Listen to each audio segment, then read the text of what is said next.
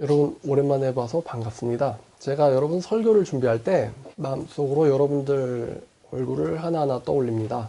여러분들의 얼굴을 떠올리다 보면 준비가 잘 돼요. 마치 저는 조각가 같습니다. 여러분들의 영혼을 하나님의 말씀으로 조각합니다. 나온 것 쳐내고 뭉툭한 것 날카롭게 만들고 뾰족한 것 다듬고 그렇게 말이죠. 여러분들 한 명 한 명은 하나님의 전사입니다.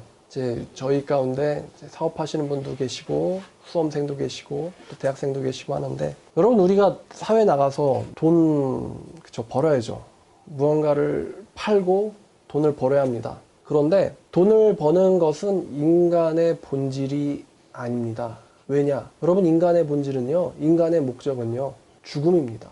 우리 모두는요, 다 죽음으로 달려가고 있습니다. 누가 먼저 거기에 도착할지는 아무도 모릅니다. 외출하다 죽을 수도 있고요. 요즘은 그러죠. 걸어가다 죽을 수도 있고요. 가게를 들어가다 죽을 수도 있고요. 연애를 하다 죽을 수도 있고, 결혼을 하다 죽을 수도 있습니다. 자, 그러면 이 죽음이라는 본질 앞에서 돈을 버는 것이 다가 아니라면 무엇이 다인가? 그것은 바로 영혼 구원입니다. 여러분, 우리가 하나님 앞에 죽어서 섰을 때 하나님이 너는 뭘 하다 왔느냐 했을 때, 저는 저 종이를 많이 모으기 위하여 고생하다 왔습니다, 이렇게 말하겠습니까? 뭐 하다 왔느냐 했을 때, 여러분들에 의해서 인생이 변화받고 영혼이 구원받고 새로운 삶의 목적을 찾은 사람들, 그 사람들을 가리키면서 아버지, 내가 아버지의 양들을 키우다, 돌보다, 먹이다 왔습니다 라고 여러분들도 하나님 앞에서 말씀하실 수 있으셔야 될 것 같습니다. 그렇지 않습니까? 지금 여기 계신 분들이 다 직접적으로든 간접적으로든 말씀에 의해서 새로운 삶의 의미를 부여받은 사람들입니다. 그들이 없었다면 지금 우리도 없는 겁니다. 그러한 새로운 일에 우리가 쓰임 받아야 하지 않겠습니까? 오늘 말씀의 제목은 마지막 때를 위한 점검입니다. 마지막 때를 위한 점검. 자, 먼저 광고를 하나 드리려고 합니다. 저희 교회에서 12월부터 다시 새롭게 그 말씀 성경 교사를 위한 훈련을 오후에 시작하고자 합니다. 1월로 하려고 했는데 12월 동안 뭐 할까 했는데 생각이 안 나요. 그래서 12월부터 시작해서 우리 내년에는요, 정말 우리 때문에 하나님께서 정말 사이다를 느끼시는 그런 해가 됐으면, 그런 해를 만들었으면 좋겠어요. 여러분, 하나님께서 왜 사이비 교주들을 못 죽이시고 놔두시는지 아십니까? 그들이 죽었을 때 굉장히 많은 영혼들이 쏟아져 나올 거예요. 터진 봇물처럼. 근데 분명 그들 중에서 멸망해야 될 자들도 있지만 그들 중에서 하나님의 말씀을 듣고 돌아와야 될 자도 있습니다. 근데 절대 하나님은 그들에게요, 허공에서 말씀하시지 않습니다. 하나님은 그들에게 반드시 사람을 통해서 말씀하십니다. 하나님은 선지자를 통해서 말씀하시고 사람을 통해서 말씀하십니다. 그것도 어떤 사람이냐면은 말씀으로 준비된 사람에 의해서 말씀하십니다. 그러니까 하나님이 왜 교주들을 못 죽이냐? 그들을 받아줄 수 있는, 그들을 살려줄 수 있는 훈련된 말씀의 제자들이 적은 거예요. 그러니까 못 죽이는 거예요. 그들이 죽으면은 수십만 명 한 번에 탁 터져 나올 텐데 우리가 살릴 수 있는 사람은 굉장히 극소수란 말입니다. 그러니까 여러분들 한 분 한 분이 적어도 한 명 이상은 내가 가르칠 수 있고 살릴 수 있고 말씀으로 길을 제시할 수 있다, 이런 훈련이 되어 있어야 하나님께서 역사하실 거 아닙니까? 그러니까 역사를 하나님이 하시지만 준비는 내가 하는 거예요. 준비는 우리가 하는 거예요. 한 명이라도 보내줬을 때 나 때문에 말씀 배우고 바뀔 수 있다, 그런 훈련이 되어 있어야지 하나님도 큰 역사를 하실 거 아니겠습니까? 여러분들께서 잘 준비를 12월부터 같이 새로운 마음으로 저희 한 달 일찍 시작하자고요. 언어 되시는 분들 언어 준비하셔가지고 녹슨 철을 다시 닦아내듯 영어면 영어, 중국어면 중국어, 일본어면 일본어, 프랑스어면 프랑스어 준비하셔가지고 사람들이 딱 나올 때 이것이 바로 길이다, 이렇게 증거하실 수 있는 여러분 됐으면 좋겠습니다. 오늘 마지막 때를 위한 점검입니다. 요즘 마지막 때라는 것을 우리에게 느끼게 하는 신호가 많이 옵니다. 최근에 어떤 미국의 유명한 흑인교회 하나가 운영난으로 문을 닫았습니다. 1200명을 수용했던 교회인데 다 9명만 출석해서 더 이상 교회를 운영할 동력이 없다. 교회 건물은요, 수천 명을 수용할 사이즈인데 교인 수가 9명인 거예요. 출석 교인이. 더 이상 교회를 운영할 동력이 없다. 그래서 교회 폐쇄 결정을 내렸어요. 여러분, 무신론이 진리기 때문에 교회가 폐쇄되는 것이 아닙니다. 교회가 힘을 잃는 이유가 딱 하나가 있는데요, 그것이 바로 하나님의 말씀을 보지 않기 때문입니다. 하나님의 말씀을 잃어버렸기 때문에 신자들이 축소되는 거예요. 역사적으로도 성경적으로도 너희들이 내 율례를 지켜 행하면 내가 너에게 부흥의 복을 줄 것이지만 너희가 내 모든 율례와 명령을 지켜 행하지 아니하면 나의 명령에 순종치 아니하면 내가 너희를 온 길로 흩어버릴 것이다. 이게 역사적으로 수천 년 동안 하시던 일이었어. 이것은 교회라고 해도 예외가 아닙니다. 자, 우리가 말씀으로 집중하면 살고요. 말씀에서 멀어지면 죽습니다. 자, 오늘 마지막 때를 위한 점검. 이 말씀은요, 제가 한번 제 자신이 최근에 드는 느낌을 가지고 이 설교를 만들어 봤습니다. 여러분, 우리가요, 언제가 위험한지 아세요? 언제가 위험하냐면요, 우리가 중요한 이야기를 들었을 때에 감흥이 없다면, 우리가 정말 중요한 이야기를 들었을 때 감흥이 없고 덤덤하게 느껴진다.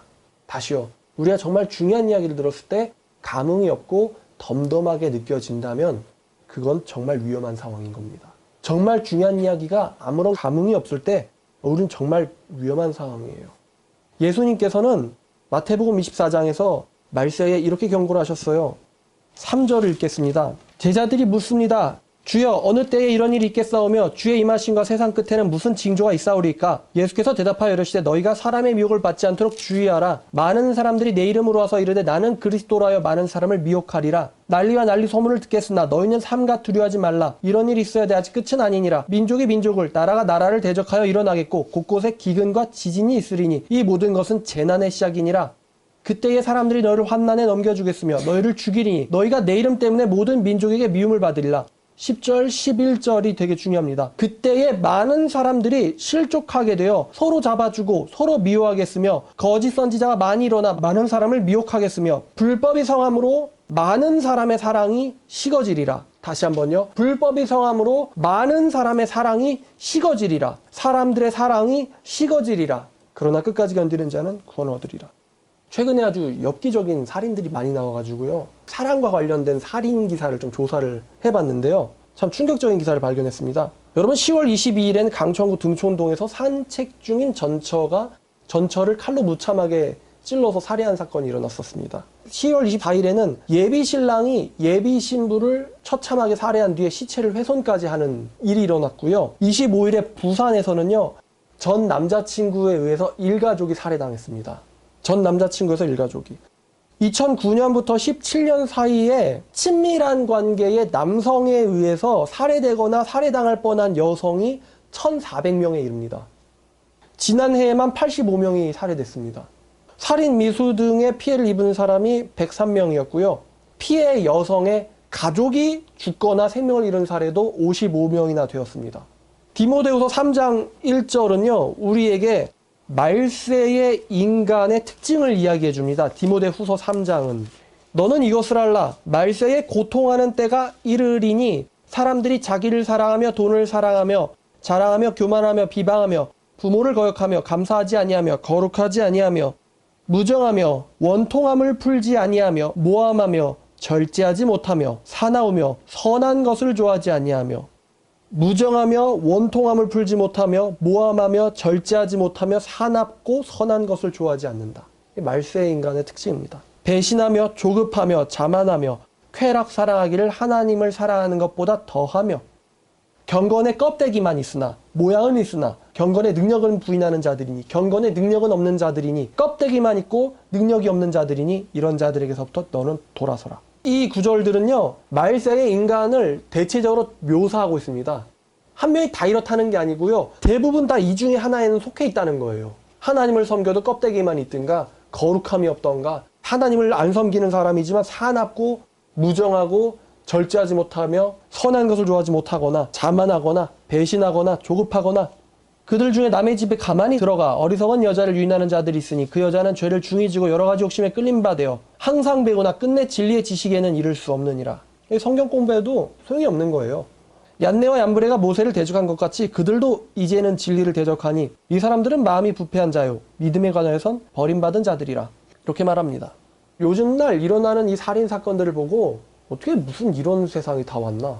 뭐 조현병 환자가 산책 중인 사람을 찔렀다 그러고 외출하던 여성이 찔려 죽었다 그러고 귀가하던 여성이 찔려 죽었다 그러고 또 남자친구에서 일가족이 살해당하고 이런 기사도 있어요. 또 뭐 짜증난다면서 자기를 길러주던 친노모, 부모님이죠. 친엄마를 무참하게 살해한 아들 이야기도 나왔어요.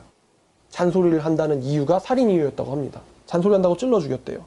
지금 우리가 살고 있는 세상은요, 법도 윤리도 기초도 무너져 있습니다.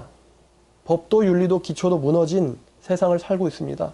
저번에 그랬죠. 축제할 때 어떤 사람이 길에 쓰레기를 버렸어요. 쓰레기를 왜 버립니까? 라고 리포터가 물었더니 하는 말이 쓰레기를 버리지 말라고 길에 안 써 있어서.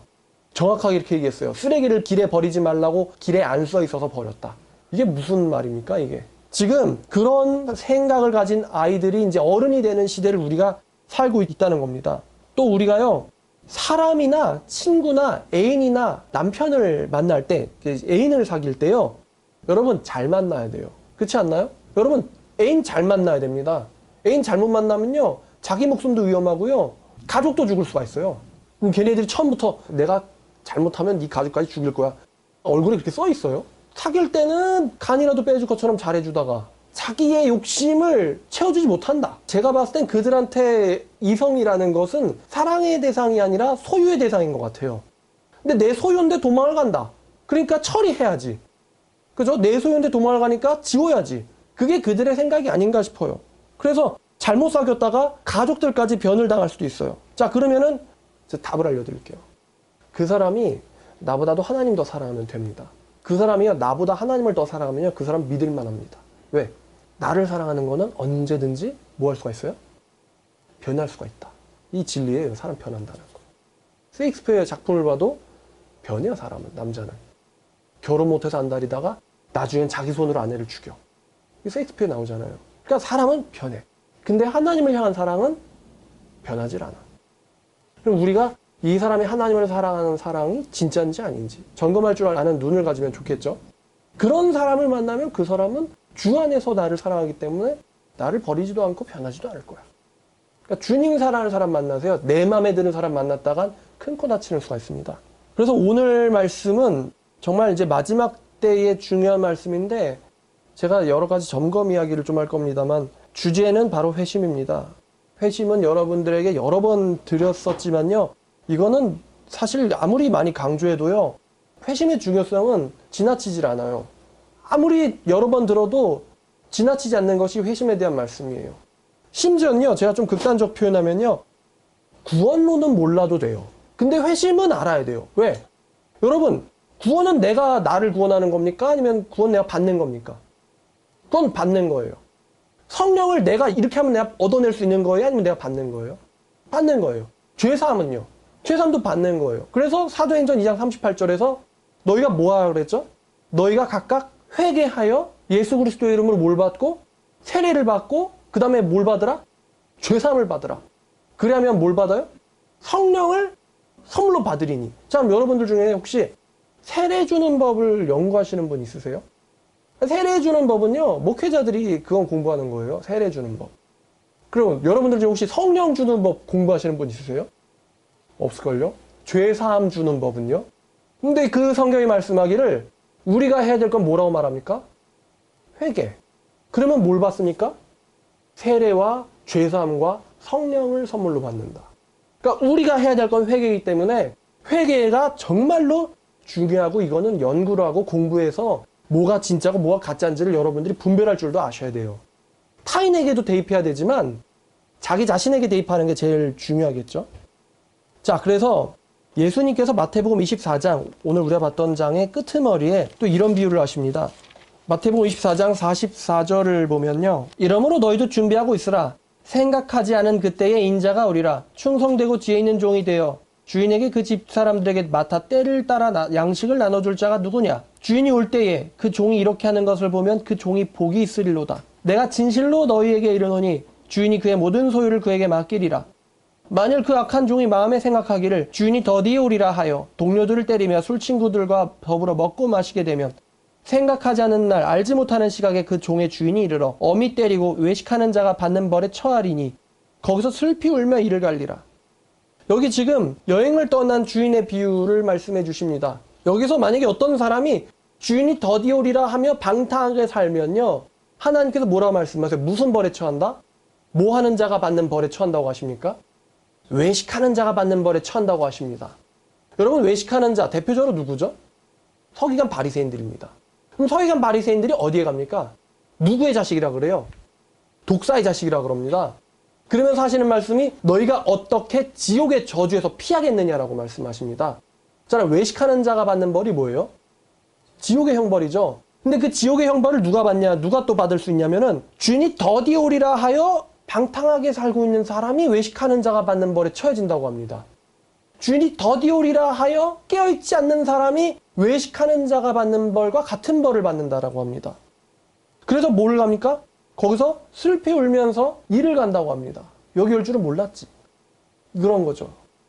제 생각에 이 24장 비유와 25장 비유는 사실은 연거푸 나오는 세트 같습니다. 성경에서 장절 구분은 후대에 일어난 거지 예수님이 하신 게 아닙니다. 사도가 장절 구분한 것도 아니에요. 25장 1절을 보니까 그때의 천국은 마치 등을 들고 신랑을 맞으러 나간 열 처녀와 같다고 했습니다. 유명한 비유죠. 등을 들고 신랑을 맞으러 나간 열 처녀와 같다. 그 중에 5은 미련하고 5은 슬기 있는 자라. 여러분, 미련과 슬기가 뭔지 아시죠? 여러분, 성경에서 미련은요 지옥이랑 다 있습니다. 성경에서 슬기 혹은 지혜는요 천국이랑 다 있습니다. 미련한 자들은 등만 가졌고 기름은 가지지 않았고요. 슬기로운 자들은 그릇에 기름을 담아서 등과 함께 가졌다고 합니다. 자, 그리고 이 미련한 자 5과 슬기로운 자 5이 다 누구를 기다립니까? 5절에 신랑을 기다립니다. 신랑을 기다리고 있습니다. 신랑이 더디옴으로 다 졸며 잘세. 자, 그러면 여기서 신랑을 기다리는 미련한 사람이요 불신자입니까? 아니면 신자입니까? 당연하지만 기독교인들입니다. 불신자는 예수 그리스도를 모욕하지 기다리지 않습니다. 예수 그리스도를 다 같이 기다려요. 근데 신랑이 더디옴으로 다 졸며 잘세. 밤중에 소리가 나되 보라 신랑이로다 맞으러 나고라 하매 이에 그 처녀들이 다 일어나 등을 준비할세. 미련한 자들이 슬기 있는 자들에게 이르되 우리 등불이 꺼져가니 너희 기름을 좀 나눠달라 하거늘 슬기 있는 자들이 대답하여 이르되 우리와 너희가 쓰기에 다 부족할까 하노니 차라리 파는 자들에게 가서 너희 쓸 것을 사라 하니 그들이 사러 간 사이에 신랑이 오므로 준비하였던 자들은 함께 혼인잔치에 들어가고 문은 닫힌지라. 그 후에 남은 처녀들이 와서 이르되 주여 우리에게 열어주소서. 대답하여 이르되 진실로 너에게 이르노니 내가 너희를 알지 못하였노라 하였느니라. 그런즉 깨어있으라. 너희는 그날과 그때를 알지 못하느니라. 여기 보니까 이 주님이 오실 때요 6절에 보니까 밤중에 뭐가 났습니까? 밤중에 소리가 났습니다. 그러니까 주님이요 갑자기 짠하고 나타나시는 것이 아니고 주님이 오실 때쯤에 어떤 징조들이 나타난다는 겁니다. 그럼 그 징조들이 나타났을 때 예수님이 말씀하신 마태복음 24장에 있는 징조들이 나타났을 때 아, 지금이 정말 때가 가깝구나. 그럼 나는 어떻게 살아야 될까? 어떤 영적 준비를 해서 나의 미래를 준비해야 될까? 맞아야 될까? 라는 생각을 하지 못하고 그냥 자기 살 길 사는 거예요. 그리고 와서 정작 주님이 오실 때가 됐는데 오시기 직전이 됐는데 뭐가 없냐? 등에 불이 꺼진 거예요. 기름이 없어서. 그래서 이 미련한 자 5은 등에 기름을 살려고 어디론가 가버렸고 그 사이에 누가 오셨습니까? 기가 막힌 타이밍에 예수님이 오신 거예요. 그래서 슬기로운 자들만 천국 들어가고 미련한 자들은 천국 들어가지 못하였다.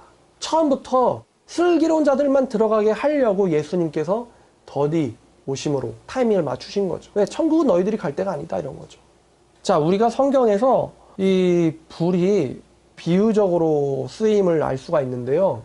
우리가 성경에서 불이 비유적으로 쓰일 때 불이 의미하는 것은요 성령의 역사입니다. 요한 1서 2장을 보면요 요한 1서 2장 20절과 27절에 너희는 거룩하신 자에게서부터 기름 부음을 받고 모든 것을 아느니라. 너희는 주께 받은 각 기름 부음이 너희 안에 거하나니 아무도 너희를 가르칠 필요가 없고 오직 그의 기름 부음이 모든 것을 너희에게 가르치고 또 참되고 거짓이 없으니 너희를 가르친 그대로 주 안에 거하라. 기름과 불은요 성령과 성령의 사역을 상징합니다. 사도행전에서도 그가 너에게 불과 성령으로 세례 주신다 그랬습니다. 거기서 불이 진짜 불은 아니죠. 거기서 불이 의미하는 것은 성령을 다른 의미로 다시 한번 교호적으로 호칭하시는 거예요. 불, 다시 말하면 성령으로 너희가 세례를 받으리라. 그래서 오순절날 뭐와 같은 것이 임했습니까? 불의 혀가 타는 것 같은 것이, 불이 타는 것 같은 것이 각 사람들의 위에 임하여 있더니 라고 사도행전 2장에서 나타나 있죠. 자, 그러면 이 불, 다시 말하면 성령, 그리고 불타오른다. 이것은 성령을 통해서 우리의 하나님을 향한 열정을 또 나타내거든요. 성령과 하나님을 향한 열정은 또 떼어놓을 수가 없죠. 하나님을 향한 열정 혹은 성령의 역사를 가리키는데 여러분, 근데 이 어리석은 처녀들의 불이 좀 타다가 어떻게 됩니까? 꺼져버렸죠. 자, 그러면은 성령의 불도 꺼집니까? 여러분, 그 엘리야가 갈멜산에서 거짓 선지자들이랑 싸울 때 하나님의 불을 하늘에서부터 떨어뜨렸죠. 근데 그때 야, 니네가 혹시 스파크 튀겨가지고 말라서 저절로 불탔다고 할 수 있으니까 뭘 부어요? 물을 부어버리죠. 근데도 하늘에서 와서 고기와 물까지 살라버렸다 그랬어요. 그러면 성령의 불도 꺼집니까? 안 꺼지거든요. 근데 그 불이 꺼졌다는 것은 이 불이 성령에 의한 성령의 역사가 아니고 누구의 노력이라는 거예요? 인간의 노력이라는 거죠. 인간의 노력. 레위기 10장 1절에 나답과 아비후처럼요, 하나님이 분명히 내가 너에게 명한 불을 갖다가 붙이라 그랬어요.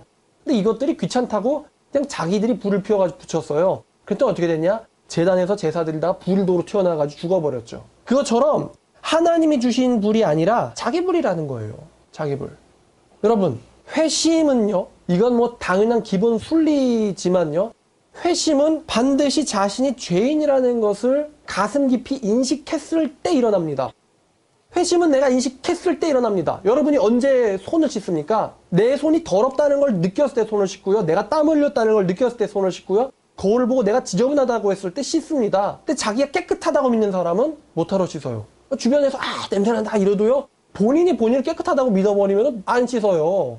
그것처럼 더럽다는 걸 깨닫는 사람이 물을 필요로 하고요. 내가 아프다는 것을 깨닫는 사람이 의사가 필요한 법이고요. 내가 죄인이라는 걸 깊이 인식한 사람에게 구원자가 필요한 겁니다. 자, 그리고 그것이 진짜 회심이냐 가짜 회심이냐, 여러분, 회심 다음에 뭐가 오시냐면 성령이 오시거든요.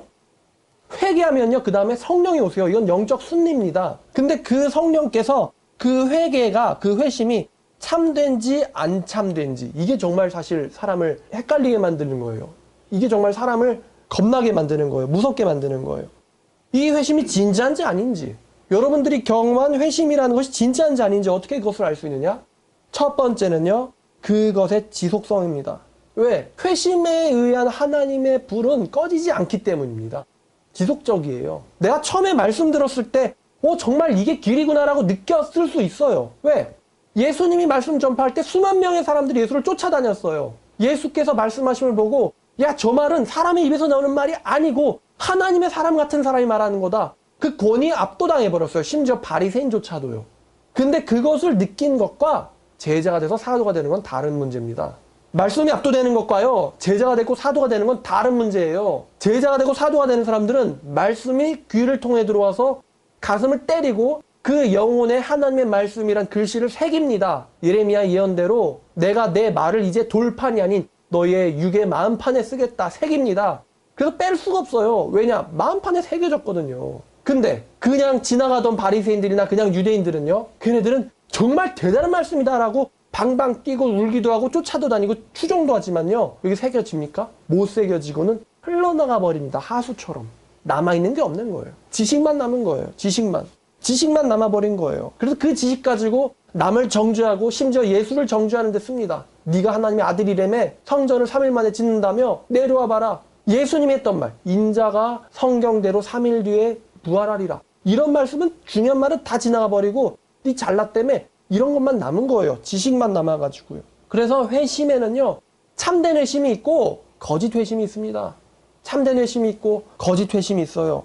여러분, 마태복음 13장 잘 아시겠지만 13장 33절은 누룩의 비유입니다. 또 비유를 말씀하실 때 천국은 마치 여자가 가루 서말 속에 갖다 넣어 전부 부풀게 한 누룩과 같다. 전부 부풀게 한 누룩과 같다. 항아리 속에 담아놨는데 뚜껑을 열고 시간이 지난 뒤에 봤더니 전부 다 부풀어버린 누룩과 같다 그랬어요. 여기서 누룩이 참된 믿음을 상징합니다. 여러분, 예수님이 어떤 말씀하셨냐면요, 참된 회심은 반드시 변화를 수반한다. 반드시 전인격적인 변화를 수반한다라고 예수님께서 말씀하셨어요. 반드시 다 전체가 변한다. 그리고 그 윗절을 보면 나오듯 참된 회심은요, 반드시 성장을 수반한다. 천국은 마치 자기 밭에 갖다 심은 겨자씨 하나가 같으니 이는 모든 씨보다 작은 것이지만 자란 후에는 풀보다 커서 나무가 되매. 씨는 안 보여도 나무는 보이잖아요. 참된 회심은 반드시 뭘 수반합니까? 성장을 수반한다는 거예요. 성장.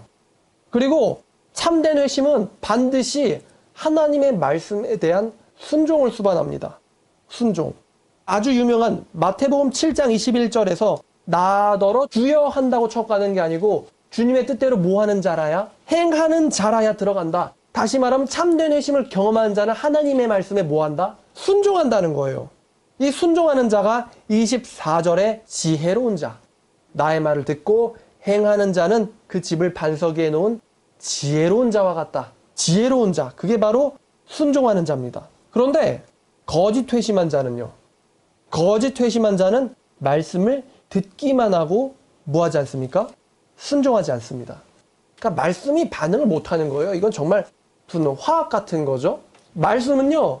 참된 회심한 사람과 만났을 때 격렬한 반응을 일으킵니다. 근데 회심을 안 하잖아요? 그러면 말씀이 와도요. 그냥 쓱 지나가는 거예요. 결합하지 못하고. 그래서 7장 22절에 그날에 많은 사람들이 나더러 이르되 주여 주여 우리가 주의 이름으로 선지자 노릇하고 주의 이름으로 귀신 쫓아내고 주의 이름으로 많은 권능 행하지 않았습니까? 그러니까 회심을 못한 거예요. 근데 종교 생활은 하는 거죠. 그래서 이런 말을 하는 겁니다. 그래서 이런 사람들이 또 누구냐? 26절에 나의 말을 듣고 행하지 않는 자라고 합니다. 그러면 그런 사람은 집을 모래 위에 지은 어리석은 사람. 어리석은 사람. 그들에게 예수님께서 23절에 불법자들아, 불법자들아, 불법자, 불법자. 야, 회개도 안 하고 구원의 문도 통과하지 않고 신앙생활을 한다고 이 양의 우리에 들어와 있는 자들아, 내게서 떠나가라. 어떻게 회심을 안 하고 신앙을 하느냐?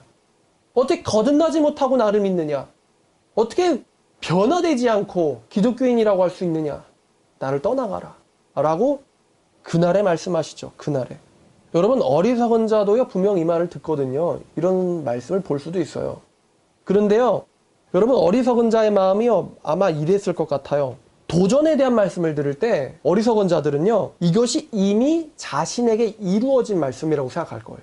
우리에게 도전을 주는 말씀을 들을 때요 이거는 이미 나에게 이루어졌기 때문에 나랑 상관없어 이렇게 생각할 겁니다. 그리고 경고의 말씀을 들을 땐요 이것이 이미 자기와는 상관이 없는 말씀이라고 생각할 거예요. 성경에서 경고하는 말씀을 할 때 이거는 나에게 상관이 없는 말이다 라고 생각할 거예요. 그리고 예수님의 재림에 대한 이야기를 들을 때는 에이 뭐 내가 설마 못 들어가게 하겠어? 라는 생각을 할 거란 말입니다. 이것이요 어떻게 보면요 신앙세계 전반에 걸쳐서 가장 위험한 상태입니다. 타성. 이 타성에 젖은 크리스찬을 각성시킨다는 건요 사이비 신자를 탈퇴시켜 정통으로 바꾸는 것보다 훨씬 더 힘듭니다. 타성에 젖은 크리스찬을 변화시키는 건요 사이비에 빠져가지고 나와서 참된 제자로 각성시키는 일보다 훨씬 더 힘듭니다. 자기의 몸에 아무런 이상이 없다고 믿는 말기 암 환자는요 초기 감기 환자보다 훨씬 더 위험합니다. 여러분 초기 감기 걸리면요 느낌이 오잖아요. 느낌이. 저도 그랬거든요. 저도 월요일일 거예요. 기침도 안 하고 열도 안 났어요. 근데 아침에 일어날 때 걸렸구나. 그래가지고 다음 주에 선교 가야 되는데 그래서 선교 가서 감기 콜록거리면 민폐잖아요. 기침도 안 나고 열도 안 나는데 바로 병원 찾아갔어요. 의사 선생님이 목 딱 보더니만 조금 누웠다 그래요. 여러분 감기 걸리면 알잖아요 여러분. 근데요 말기암은요 어떤 남 같은 경우는 느껴지지도 않는다면서요. 그래서 증상이 나타나서 찾아오면 더 이상 손을 쓸 수 없는 상황이라고 한다면서요. 그게 더 위험한 거 아니에요? 자기에게 문제가 없다. 정말 큰 문제가 들어있는데도 불구하고요. 자, 그래서 이미 말씀을 들어서 알고 있지만 행동하지 않는 표면적 기독교인 같은 경우는요 예수님조차도 바꾸는 것이 불가능합니다. 예수님도 못 바꿔주세요. 그거를 예수님도 안 바꿔주세요.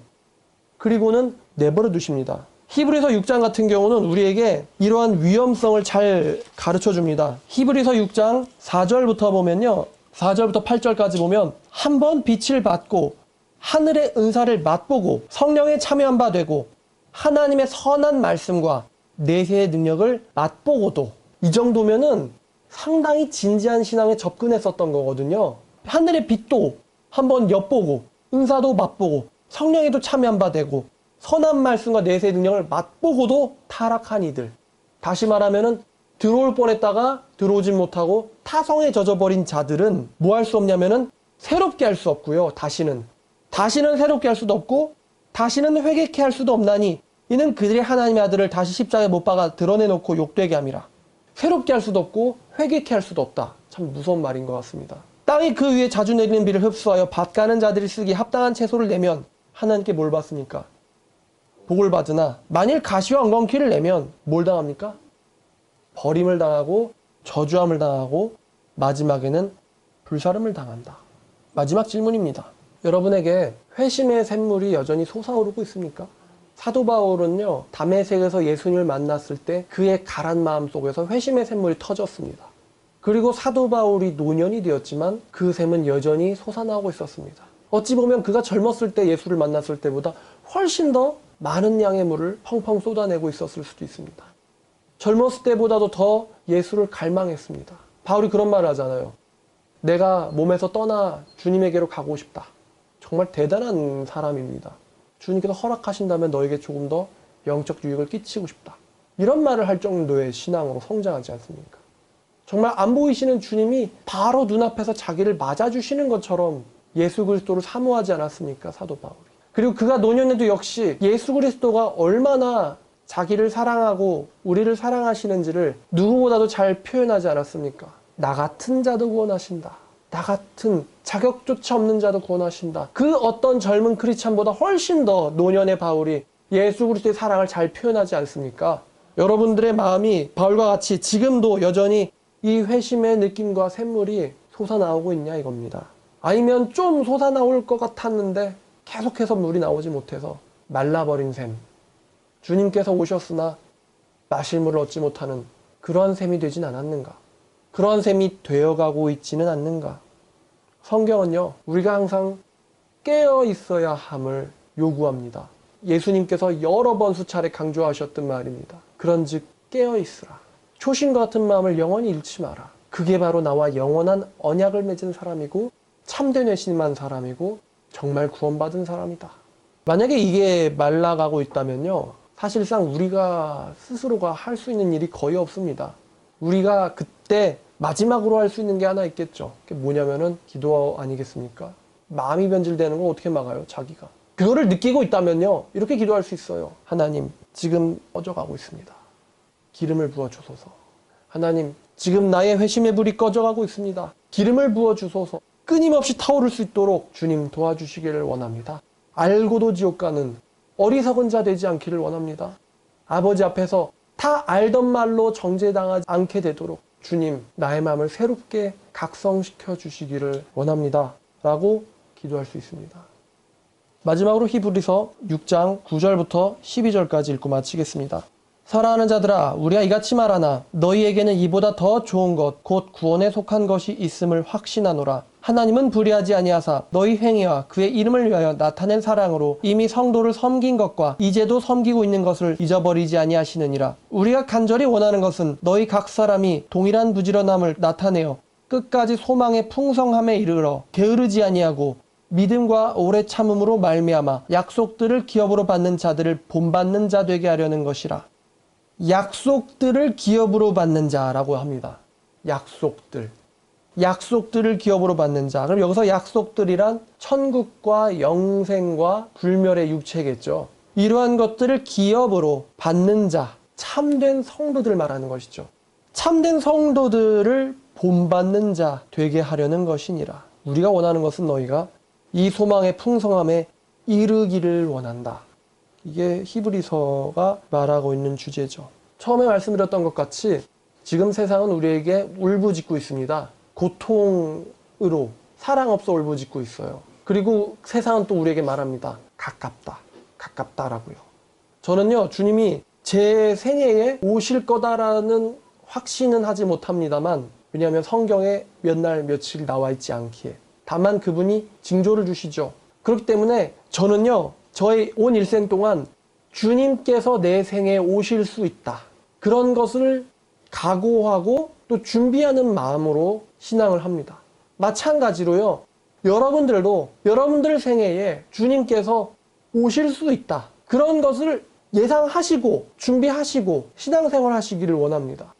정말 조건들은 갖춰지고 있습니다. 우리 하나님은 말씀하시는 하나님이시기 때문에 히브리서가 말하듯 하나님이 두 가지를 못하는데 거짓말과 말바꾸기라고 말합니다. 거짓말과 말씀을 변하게 하는 것, 이 두 가지를 못하신다고 하셨는데, 그래서 마태복음에 예수님이 오시기 전에 징조들에 대해서 본인이 말씀을 해주셨어요.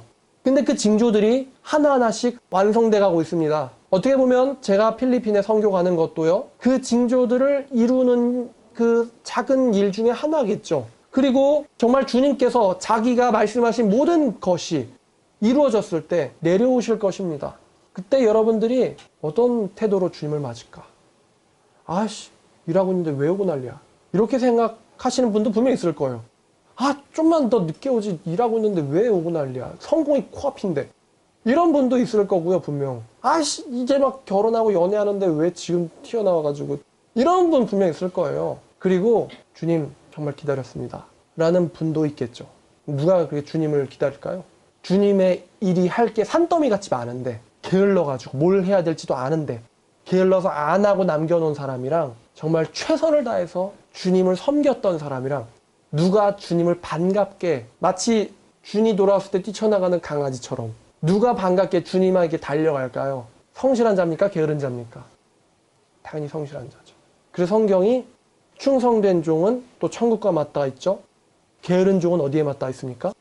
지옥과 맞닿아 있는 거죠. 일단 종이에요. 그래서 알기는 알아요. 알긴 아는데 뭐 하지 않았어요? 주님의 명령에 순종하지 않았어요. 그래서 무슨 벌에? 또 외식하는 자가 받는 벌에 처해버린단 말입니다. 여러분, 주님 오시면 다 끝나죠. 젊다고 예수님이 그 사람에게 늦게 나타나는 거 그냥 나타나시면 우리에게 동시에 나타나실 것이고요. 또 젊다고 장수하는 것도 아니죠. 요즘 몰라요. 또 어떻게 누가 먼저 갈지. 그러니까 항상 마음속에 오늘 주님 오셔도 될까? 라는 질문을 자기 자신에게 하세요. 수능 공부를 하시다가도, 사업을 하시다가도, 연애를 하시다가도, 또 공부를 하시다가도, 일을 하시다가도 주님이 오셔도 될까? 이런 질문을 자기 자신에게 하시면서 사시면 분명히 위험한 상황에 처하는 일은 없을 겁니다. 그리고 항상 자기 마음이 이 중요한 하나님의 말씀에 무뎌지진 않는지 항상 자기 마음에 이 리트머스 시험지를 들이대놓고는 점검하시길 바랍니다. 완악하게 돼서 곤란한 일이 없도록 말이죠. 기도하겠습니다. 하나님 아버지, 오늘 우리에게 마지막 때를 위한 점검이라는 말씀으로 말씀 주셨습니다. 정말 세상 무섭고 사랑이 없는 세상입니다. 그런데 이 모든 것이 사도 바울께서 예언하셨고 또 주님께서도 예언하신 세상이고 앞으로 일어날 더 심해질 세상이기도 합니다. 주님, 우린 이 가운데서 세상에 소망이 없음을 보고 또 진정한 소망은 하나님의 나라와 주님의 오심에 있음을 주님 봅니다. 아버지, 우리가 이 세상에 살면서 성실히 이 세상을 살며 또 주님을 잘 섬기며 하나님의 양들을 잘 돌보고 치는 일을 하기를 원합니다. 아버지, 그 위대한 일에 우리를 써 주옵소서. 이 모든 말씀 우리를 구원하신 예수님 이름으로 기도드렸습니다.